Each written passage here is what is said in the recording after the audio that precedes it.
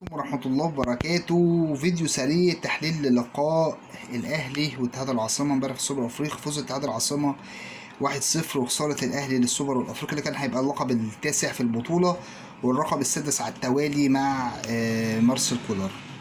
باختصار في 3 عوامل ادوا لفوز اتحاد العاصمه. اولا اللي هم كسبوا الكونفدراليه لو كان في نسبه يعني توفيق، مع طبعا التوفيق من عند الله، في توفيق من ربنا ثم نسبه حظ لبيراميدز اللي هم كانوا يكملوا. اعتقد لو انتوا ترجعوا لسير البطوله كان هيبقى بيراميدز هو المنافس، اتحاد العاصمه كان هو اللي هياخد البطوله.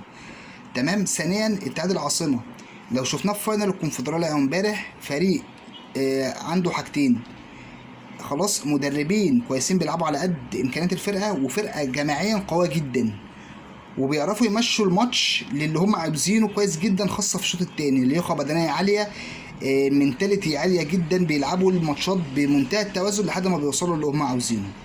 اخيرا المدرب كابتن بن شيخة حاجه عظمه، راجل راح مصلال وكان بيدرب كذا نادي في شمال افريقيا، وكل ما يروح مع نادي على الاقل بياخد بطوله.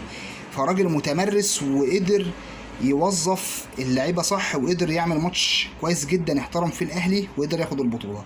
الاهلي باختصار مشكله الفيرود، الكور بنوصل مش عارفين نخلص، قله التركيز، ممكن نقول نوع من الثقه الزايده، مش هنقول غرور، نوع من الثقه الزايده.